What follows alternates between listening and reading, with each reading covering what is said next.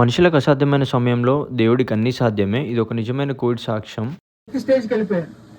Almost gate దగ్గరికి వెళ్ళిపోయాను. Gate దగ్గరికి వెళ్ళి ఎక్కడ పరలోకి గేట్ దగ్గరికి వెళ్ళాను. ఇక్కడ కిందేమో చాలా మంది పరిశుద్ధులు, మా భార్య, మా కొడుకు పాపం ఏడుతున్నారు. పాపం ఎవరిని చూసి కనికరించాడో దేవుడు మళ్ళీ పంపించాడు. బతుకుపోరా చూడని పంపించాడు. అయితే నేను ఇంటికి వచ్చిన తర్వాత ఓ 15 రోజులు హాస్పిటల్లో ఉన్నా. ఇంటికి వచ్చిన తర్వాత మా భార్య పేరు మర్చిపోయాను. మీరు నమ్ముతారా? మీరు నమ్ముతారండి? మా భార్య పేరు మర్చిపోయాను. మా భార్య పేరు మర్చిపోయాను. మా భార్య పేరు ఏం పేరు అడిగితే ఏమనుందండి? అడిగితే ఏమనుందా?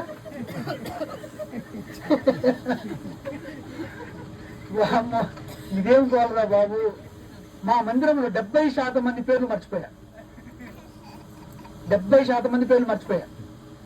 నేను తలపోతున్నాను. ఎందుకు? ఏమైంది హాస్పిటల్కి వెళ్తే అప్పుడు చెప్పాను, పోస్ట్ కోవిడ్ కాంప్లికేషన్స్ లో 220 రోగాలు ఉన్నాయంట. ఏంటి? 220 రోగాలు. దాంట్లో అల్జీమర్స్ ఒకటి. అల్జీమర్స్ అంటే మతిమరుపు. నేను మర్చిపోయాను. నేను గుర్తు రావట్లే. ఎంత చేసినా గుర్తు రావట్లేదు. కొన్ని మాటలు మర్చిపోయాను. అయితే కొద్ది రోజులు వాక్యాన్ని మళ్ళీ చదవడం ప్రారంభిస్తే నేను ఎప్పుడో చెప్పిన మాటలు కూడా గుర్తున్నాయి. బైబిల్లో నేను 2009 నుంచి చేసే ప్రసంగాలు కూడా గుర్తున్నాయి.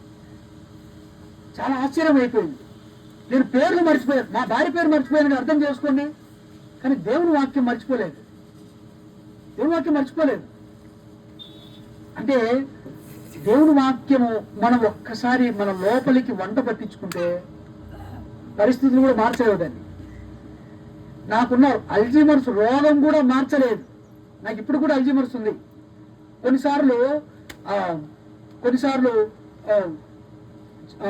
ఒక 3 రోజులు 4 రోజులు మాట్లాడాల్సిన మెసేజ్ అంతా ప్రిపేర్ అయిన తర్వాత ఒక్కసారి అవుట్ అయిపోతుంది. అంతే, జీరో అయిపోతుంది.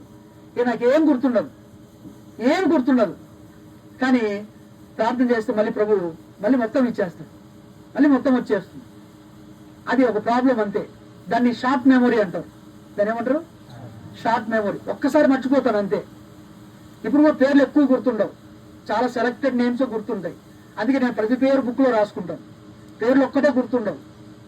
తర్వాత దేవుడు మళ్ళీ దాన్ని ఆ జబ్బును చాలా తగ్గించాడు. 90% పోయింది, ఒక 10% ఉంది. దేవుని వాక్యాన్ని మరువకూడదు. అది దేవుని వాక్యమే నా జీవితాన్ని స్థిరపరుస్తుంది. నువ్వు బాధలో ఉంటే అదే నీకు ఓదార్పునిస్తుంది. నువ్వు మార్గం తప్పిపోతే అదే నిన్ను మార్గంలోనికి నడిపిస్తుంది. నువ్వు కృంగిపోతే నువ్వు ధైర్యపరుస్తుంది.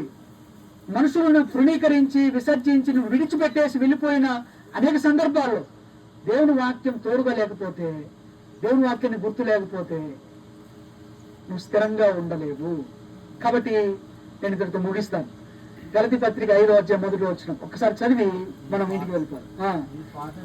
ఈ సాక్ష్యం మీకు బలమిచ్చినట్టయితే దేవుడికి మహిమ ఇవ్వండి. ఇలాంటి మరిన్ని సాక్ష్యాల కోసం ఈ ఛానల్ని సబ్స్క్రైబ్ చేయండి. అలాగే ఈ సాక్ష్యాన్ని మీ ఫ్రెండ్స్కి షేర్ చేయండి.